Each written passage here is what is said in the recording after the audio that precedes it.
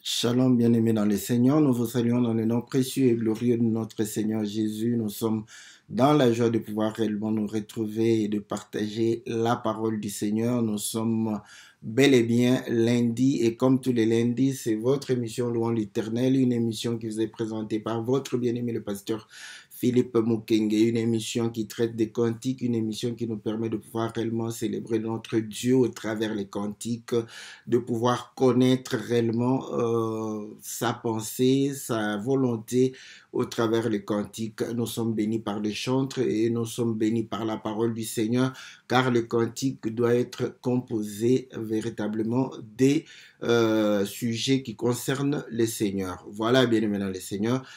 C'est votre serviteur, le pasteur Philippe Mukenge, pour votre émission Louant l'Éternel. Et comme vous le savez, chaque lundi, nous passons un cantique. Après le cantique, nous revenons dans notre studio pour pouvoir réellement partager la parole du Seigneur. Nous bénissons le Seigneur pour l'assistance des bien-aimés, pour le soutien des frères et sœurs. Que le Seigneur vous soit très favorable, que le Seigneur vous bénisse. Salutations à tous nos bien-aimés. Nous saluons notre bien-aimée, la sœur Bibiche, que Dieu vous bénisse. Nous saluons le bien-aimé Farid, que le Seigneur vous soit très favorable. Nous saluons le frère Juliano, que le Seigneur vous soit très favorable. Salutations à la sœur Francine, que Dieu puisse vous bénir. Nous saluons la sœur Valérie, la sœur Caroline. Nous saluons la sœur Charlotte, la sœur Corinne, la sœur Cathy, la sœur Bibiche, la sœur Bia, la sœur Sylvie.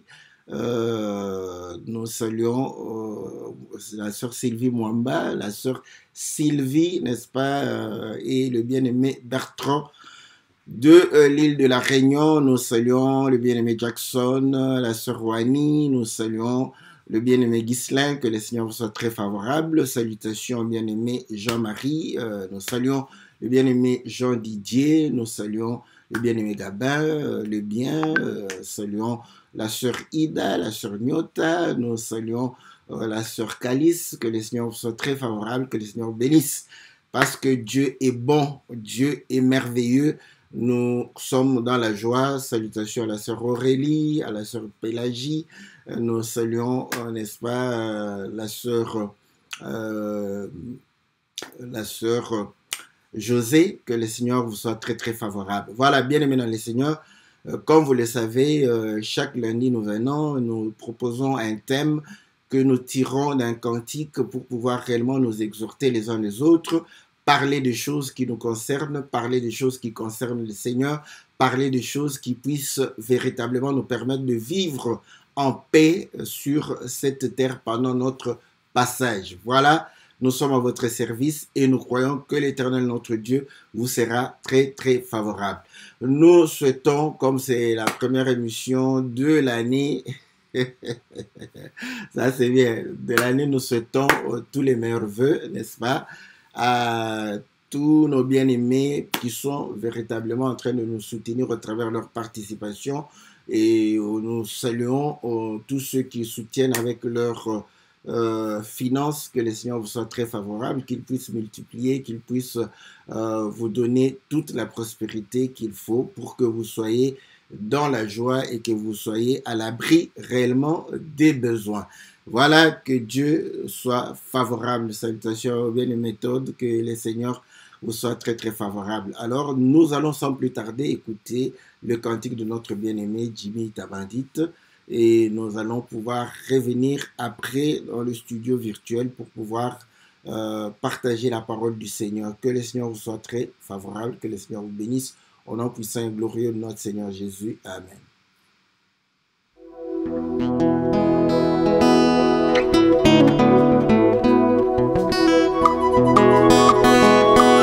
Yesu ndebiano nabaoya ye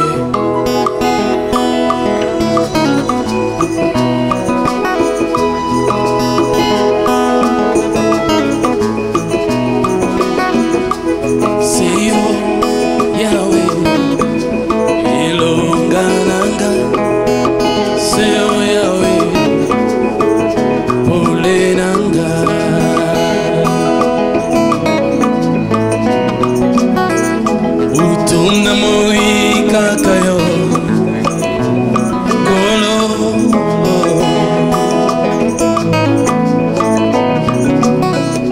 Kambaka Kolo Maoya yo Betondi samitema Na bolingo na yo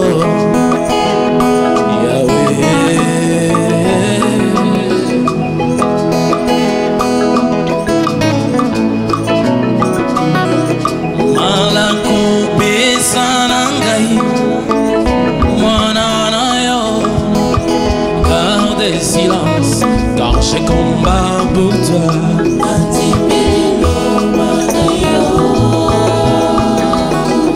Malako pesa nangai, mananayo. Garde silence, car j'ai combat pour toi.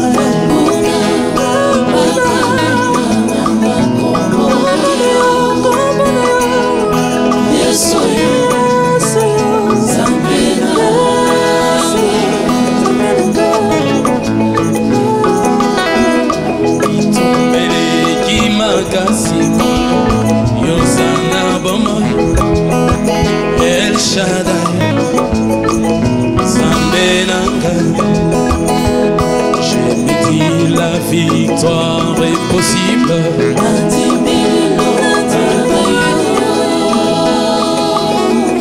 Bitumbele ki makasi Yosana bon Jéhovah Jireh, le Dieu qui pourvoit. Je me dis c'est encore possible.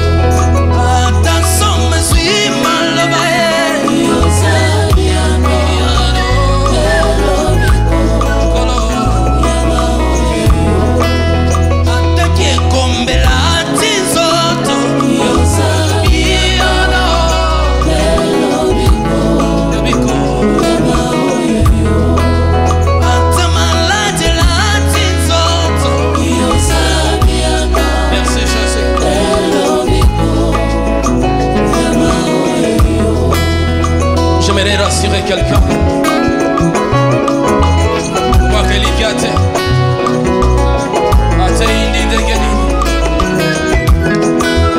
Yesu atika kabaoya yete. Abwaka kate. Akosa pe montote. Pour celui qui espère en Jésus. À ta situation est difficile, degeni. À ta bacholio, à ta basekio. Ta réponse c'est Jésus.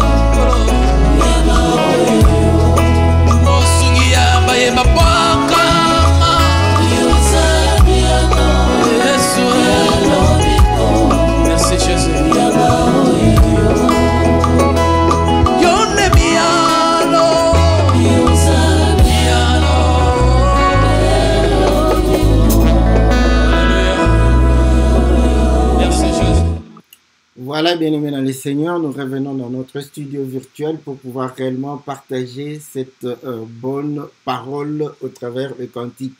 Voilà, nous avons écouté les cantiques qui est en train de pouvoir parler de Jésus comme étant la solution devant tous nos problèmes, quel que soit le problème que nous pouvons avoir.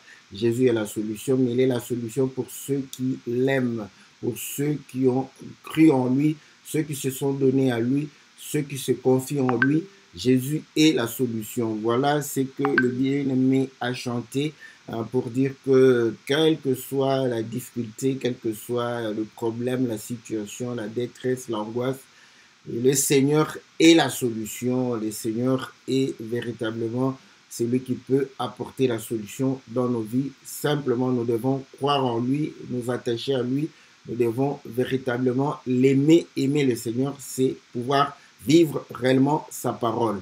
Voilà, bien aimé dans le Seigneur, c'est que le cantique nous dit, donc tout ceci c'était pour nos bien-aimés qui ne comprennent pas le lingala, donc le bien-aimé Jimmy Tabandit a chanté, n'est-ce pas, Jésus étant la solution.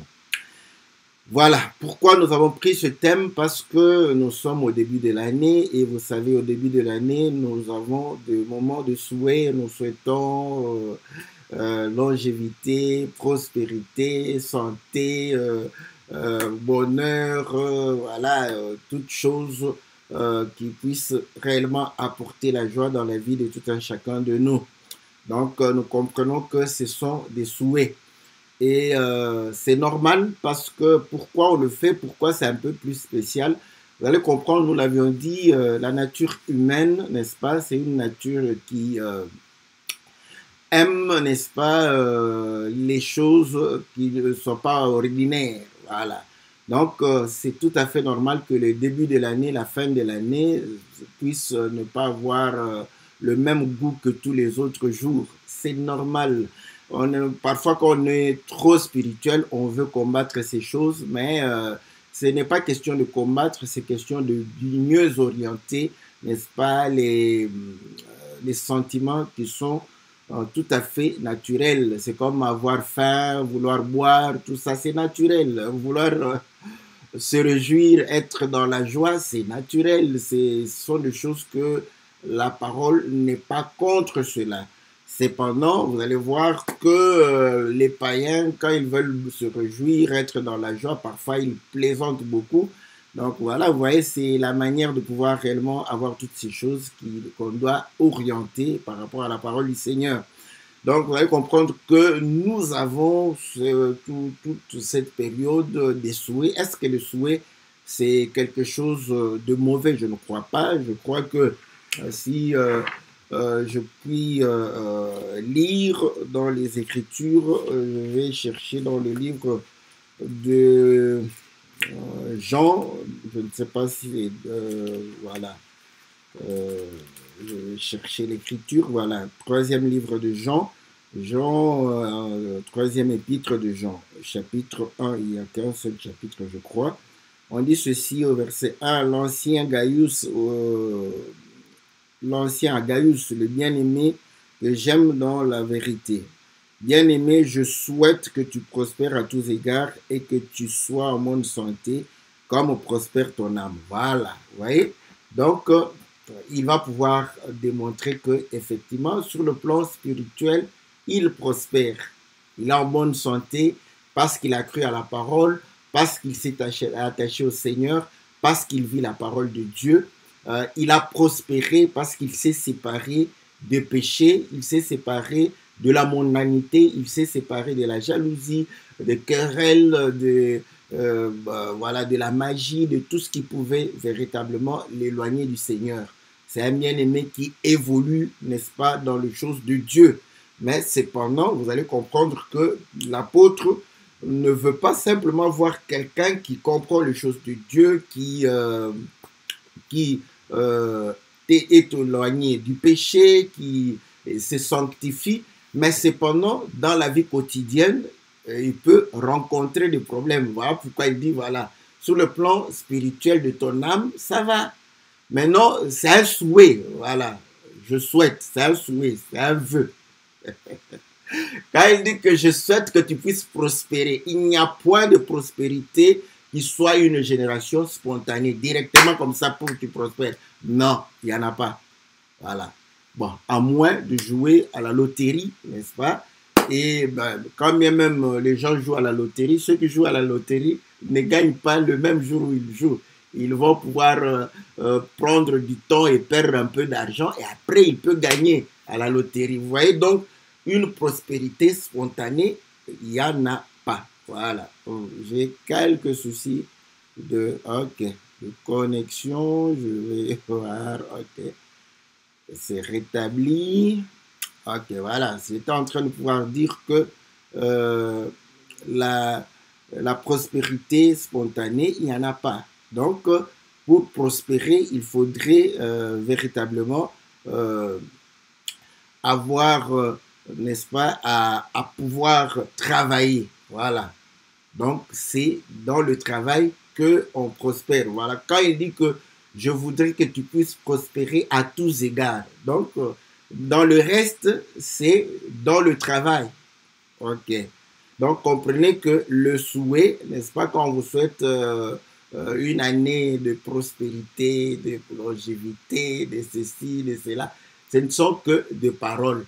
Mais tout cela va pouvoir se concrétiser si tu te mets en action, tu te mets en mouvement, tu te mets, n'est-ce pas, en train de pouvoir entreprendre. C'est alors que tu pourras prospérer, tu pourras aller de l'avant. Donc voilà, et là, vous allez comprendre que une nouvelle année, les gens se réjouissent. Ça, c'est difficile aux gens qui sont trop spirituels de supporter. C'est vrai que quand les païens se réjouissent, quand aujourd'hui certains enfants de Dieu veulent imiter les païens, ça nous fait un peu mal, mais ce n'est pas la réjouissance qu'on doit nécessairement nous attaquer à la réjouissance, mais c'est la manière dont les gens se réjouissent. Voilà pourquoi nous avions dit, le Seigneur, la fois passée nous l'avions dit, et il nous recommande de pouvoir nous réjouir en Christ Jésus. Donc, c'est la manière. Ok. Donc, vous allez voir que une année nouvelle, nous avions dit, Dieu est le commencement et la fin de toutes choses, l'alpha et l'oméga. Voilà pourquoi le commencement et la fin ont un goût différent du milieu. Même en chimie, vous allez comprendre que l'état transitionnel, ce n'est pas un état de stabilité. Donc, quand un produit change, n'est-ce pas, de composition ou de ceci. Donc, il a deux étapes. La première étape, c'est le commencement, d'où il vient et là où il va pouvoir réellement atterrir. Et ce sont deux étapes stables, c'est ça, il quitte un état stable à un autre état stable. Mais cet état stable a été déstabilisé et pendant le parcours, cette transition-là, il y a plusieurs états instables qui vont apporter la stabilité. Donc, c'est naturel, tout à fait naturel. Le commencement a un goût différent du milieu parce que le milieu, c'est un peu la routine, c'est un peu la même chose. Et la fin a un autre goût. La fin a le goût, n'est-ce pas, de la réjouissance, de jouir de ce qu'on a fait.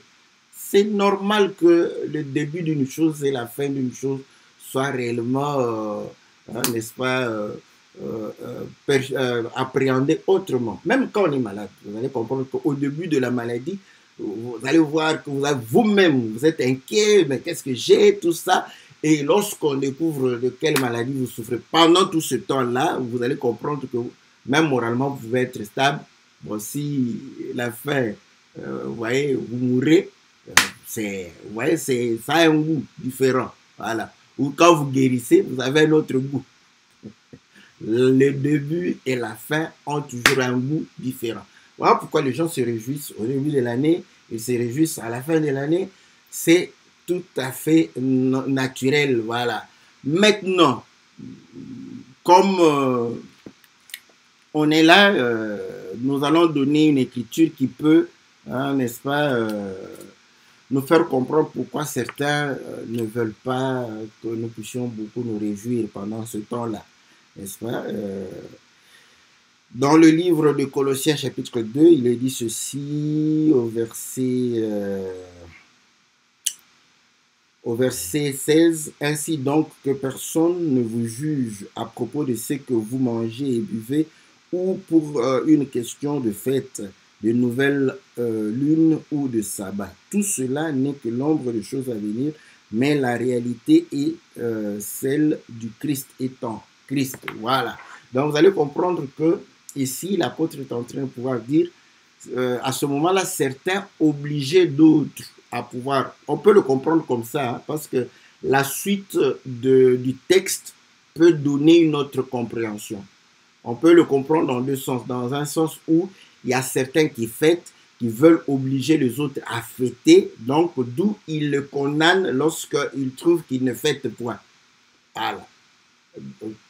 Quand on lit jusque-là, on peut comprendre de cette manière-là. Donc à ce moment, vous allez comprendre qu'il dit que toutes ces fêtes, c'est en Christ Jésus. Ah, voilà.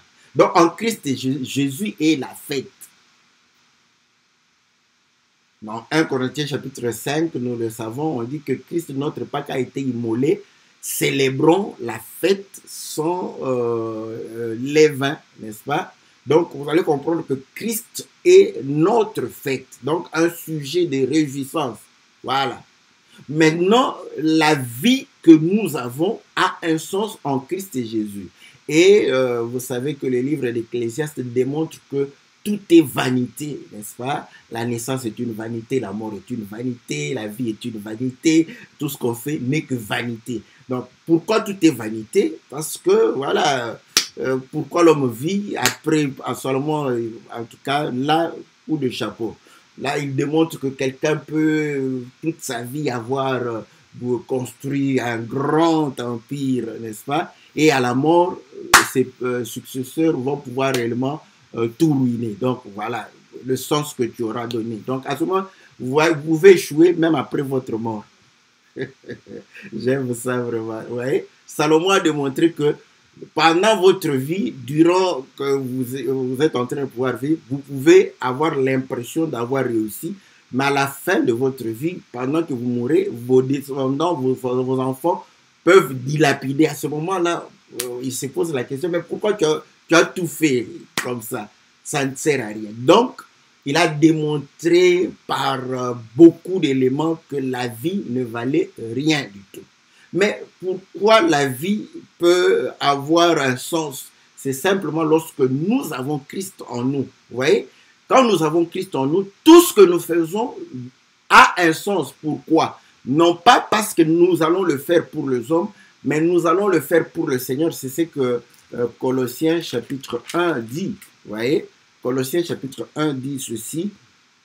Au verset, je peux commencer au verset, voilà, au verset 16.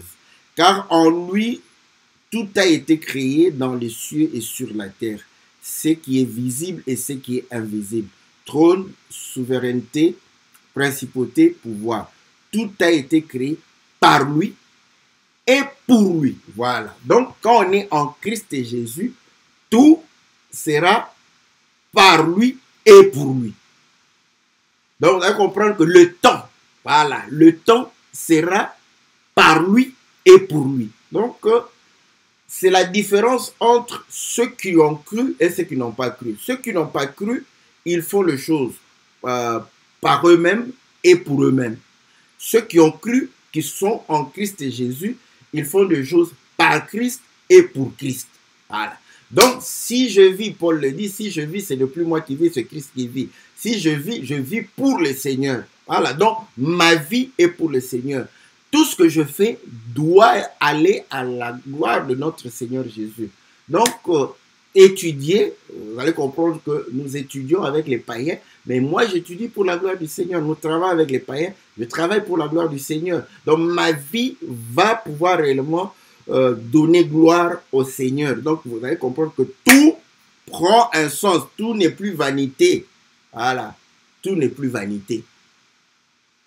Tout a un sens. Mais le sens, c'est le Seigneur Jésus. Voilà pourquoi vous allez comprendre que nous pouvons nous détacher de certaines choses quand nous voyons que le Seigneur ne prend pas gloire dans ce que nous sommes en train de pouvoir faire. On ne trouve pas l'intérêt du Seigneur. On peut facilement, parce qu'on sait que nous vivons par lui et pour lui. Voilà la grande différence. Et là, maintenant, vous allez comprendre que quand quelqu'un est en Christ et Jésus, comme Gaius était en Christ et Jésus, et l'apôtre Jean lui va souhaiter, voilà. Bon, certains voudraient que nous puissions souhaiter des bonnes choses, non pas au début du mois de janvier, c'est pas mauvais. Mais si on le souhaite aussi en janvier, c'est pas... Voilà, voilà. Ah, je sais. Mais les païens le font. Non, mais les païens le font, oui, ils le font. Ils saluent les gens. Ils visitent les malades. Donc, puisque les païens visitent les malades, nous, on ne va plus visiter les malades. Parce qu'ils peuvent soutenir les gens en détresse, nous, on ne va plus le faire. Donc, ils font comme ils peuvent. Nous, nous faisons de notre manière. Voilà. Donc, nous, quand nous le faisons pour la gloire du Seigneur. J'ai toujours donné cet exemple. Quand on a une sœur qui a accouché, cette sœur a des relations dans le monde. Si ces relations dans le monde amènent des pampers pour l'enfant, et nous amenons aussi. Vous voyez? C'est la même chose. Mais ça n'a pas la même valeur. Nous, nous le faisons par amour pour Christ, n'est-ce pas? Et pour la gloire de Christ. Et eux, ils le font par amitié. Voilà, c'est ça la différence entre un païen et quelqu'un qui croit au Seigneur Jésus. Et là, vous allez comprendre que lorsque, vous voyez, l'année est en Christ. Hein, voilà pourquoi le Seigneur dit dans Luc chapitre 4, verset 17, qu'il est venu inaugurer une année de grâce. Voilà. Donc, vous allez comprendre qu'en Christ Jésus, c'est une année de grâce. Mais une année de grâce, nous sommes en Christ et Jésus dans l'année de la grâce qui doit se matérialiser dans les années que nous passons ici. Voilà pourquoi Jean souhaite à Gaius, je comprends que tu as la grâce de Dieu par rapport aux choses spirituelles, mais je voudrais que cette même grâce puisse réellement se répandre sur le quotidien. Hein? Parce qu'au quotidien, nous avons le premier mois jusqu'au 12e mois, nous avons le premier du mois jusqu'au 30 du mois. Voilà. Les gens disent, les jours se ressemblent. Le jour, si vous définissez le jour comme étant l'apparition de la lumière et le coucher du soleil, bon, on peut dire ça peut se ressembler. Le jour où voilà, le soleil se lève et se couche. Voilà. La terre tourne autour d'elle-même et autour du soleil de la même manière tous les jours. Ça, c'est vrai. Ça, c'est la ressemblance. Mais les événements qui se passent dans le jour, ce ne sont pas les mêmes événements. Voilà. Et ce sont les événements qui se passent dans le jour qui rendent le jour différent d'un autre jour. Même sur le plan climatique, vous voyez, il y a parfois la pluie, le vent, il y a... vous avez un jour différent d'un autre. Mais la Terre ne va pas cesser de tourner autour d'elle-même et autour du Soleil. Donc, par rapport, n'est-ce pas, au fait que la Terre tourne autour d'elle-même et autour du Soleil, ça ne change pas. C'est la même chose. Mais les événements changent.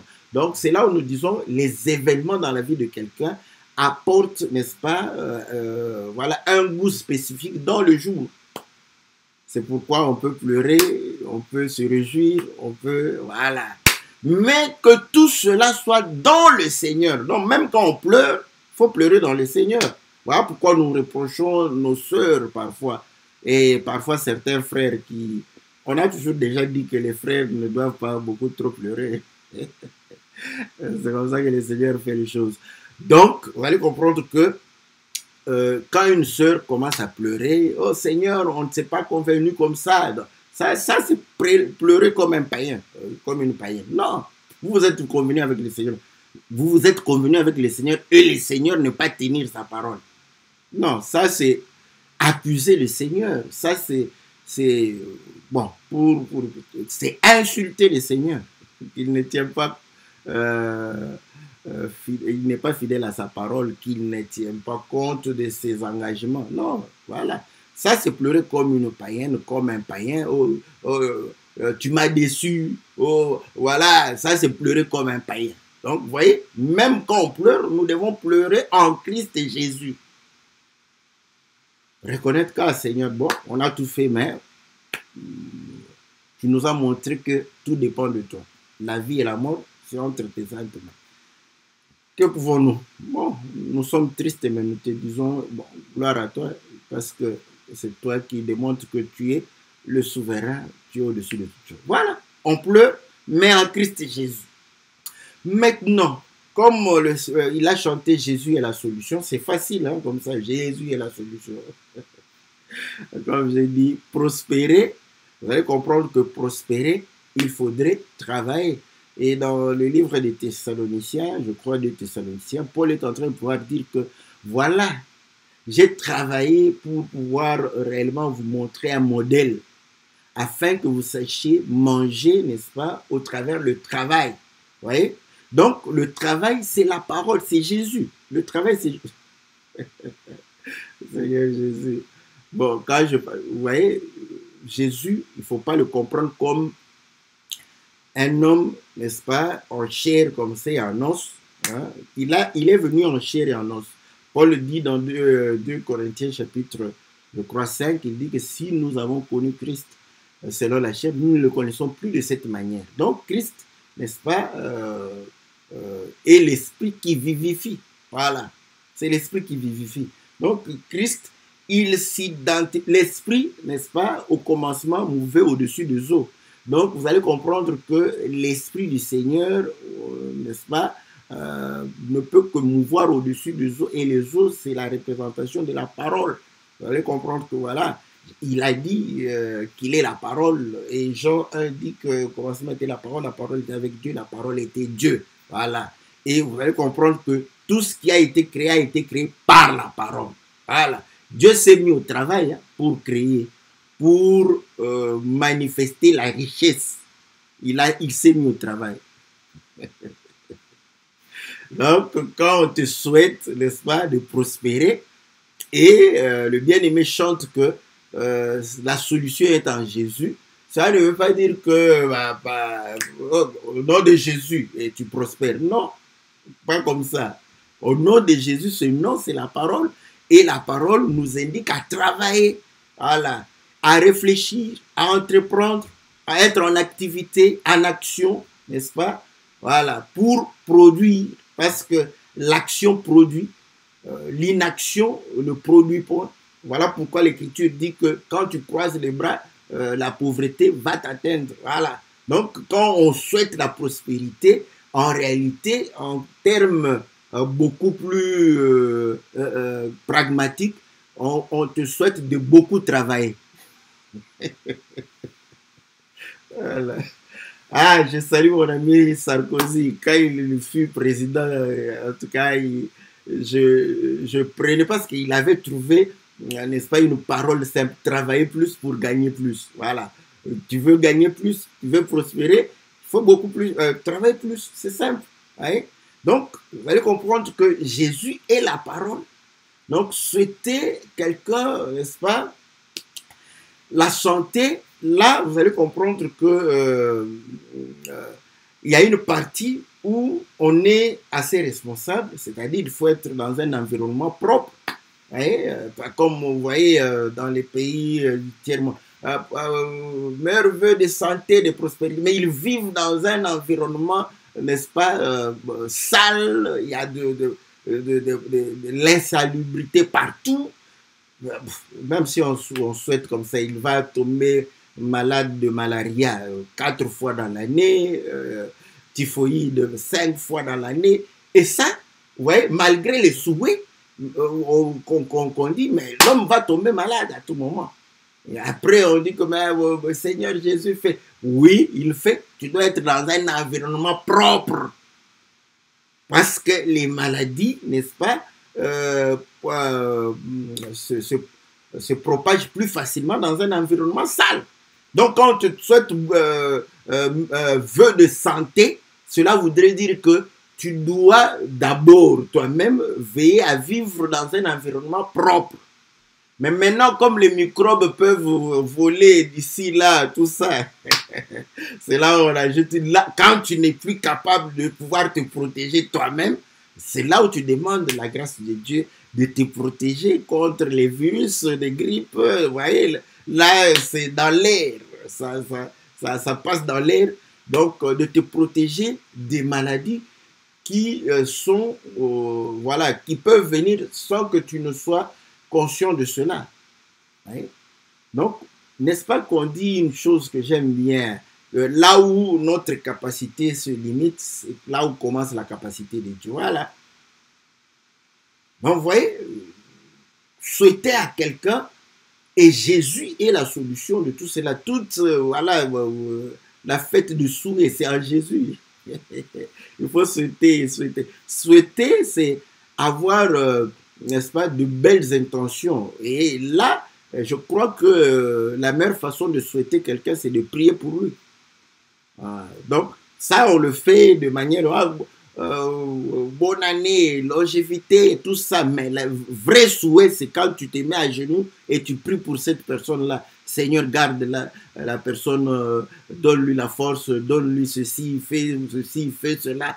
Donc, ça, ce sont des véritables souhaits. Voilà. Quelqu'un qui prie pour les autres, c'est quelqu'un qui souhaite réellement la réussite des autres. Ça, ce sont des véritables souhaits. Mais le reste, c'est, vous voyez, c'est protocolaire. Même à un ennemi, on dit facilement, hein, comme ça. Là, l'écriture devient facile parce qu'on bénissez vos ennemis. Vous avez des difficultés, mais souhaitez meilleur vœu même à un ennemi, ça c'est facile. Meilleur vœu. Parce que bénir, vous allez comprendre que cela doit venir de ton cœur.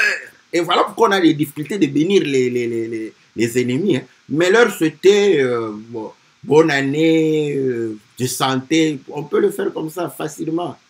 Hein, parce que ça, c'est par rapport au niveau des lèvres, ça sort plus facilement. Donc, vous allez comprendre que dans tout cela, on dit que c'est Jésus qui est la solution. Vous voyez?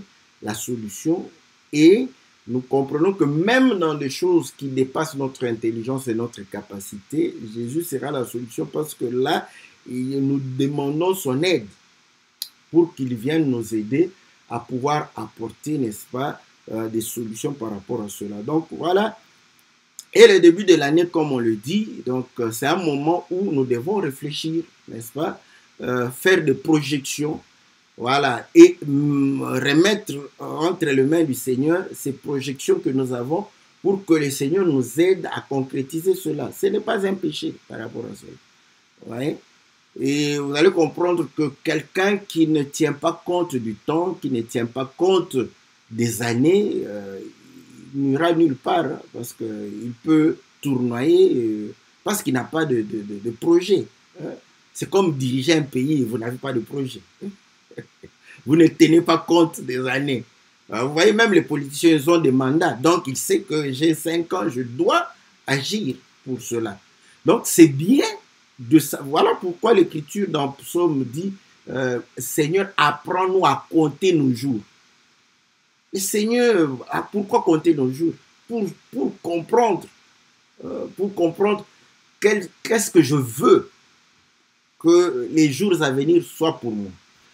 Voilà, je vais lire une écriture de Jacques pour comprendre pourquoi c'est important de se remettre entre les mains du Seigneur. Nous lisons dans le livre de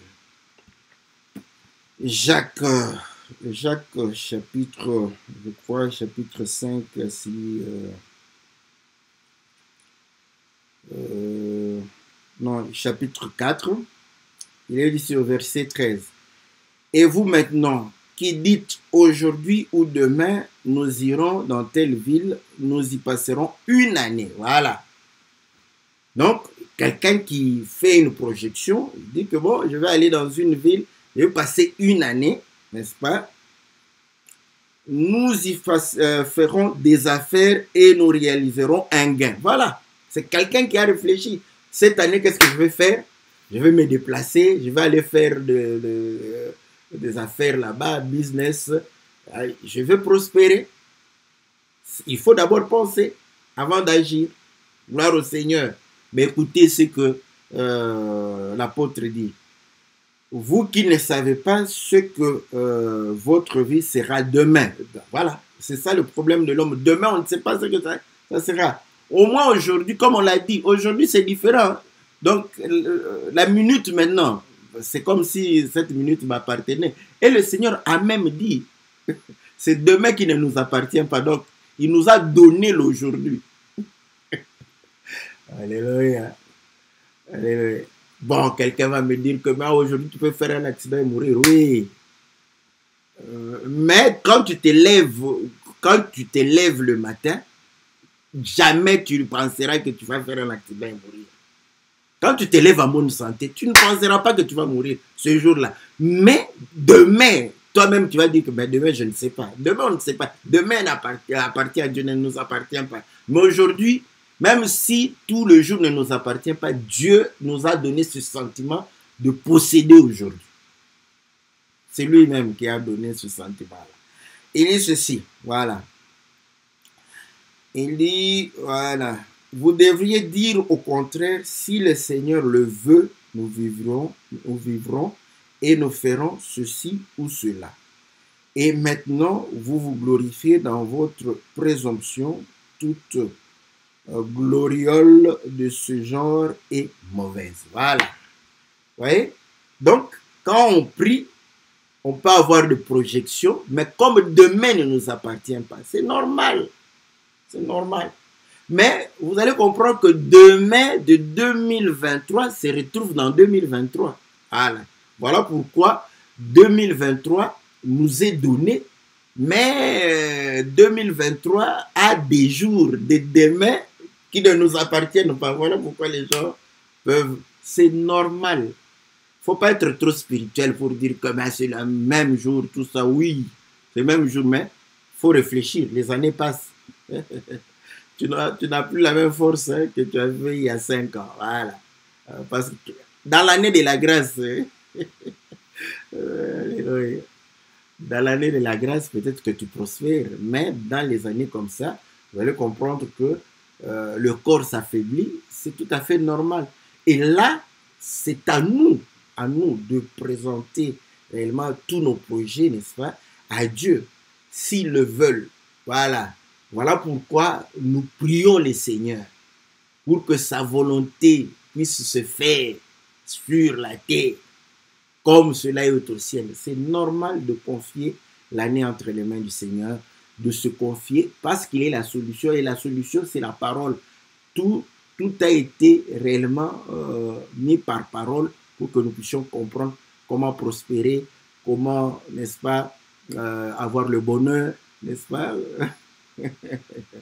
Ça, c'est bon, c'est très bien. Vous voyez, le nom de Jésus n'est pas un nom magique. Ah, il ne faut pas comprendre comme ça. Au nom de Jésus, tu vas prospérer, tu vas aller de l'avant, tout ça. Tu crois que parce qu'on a cité le nom de Jésus, que tu vas... Le nom de Jésus, c'est la parole. Quand tu agis selon la parole, le Seigneur va pouvoir réellement te bénir et tu vas prospérer et tu auras le bonheur tous les jours de ta vie. Voilà, bien-aimé dans le Seigneur, n'est-ce pas? Jésus est la réponse à tous nos problèmes, n'est-ce pas? Il faut lui confier nos problèmes, n'est-ce pas? Quand tu as des projets, confie ces projets au Seigneur. Ton temps, il faut le confier au Seigneur. Voilà. Donc, on est au début de l'année, que chacun pense, réfléchisse, n'est-ce pas, sur les choses spirituelles et sur le quotidien, son quotidien. Et tout cela, il faut le remettre entre les mains du Seigneur. Et le Seigneur te bénira parce qu'il est la solution. Voilà, bien-aimés dans le Seigneur.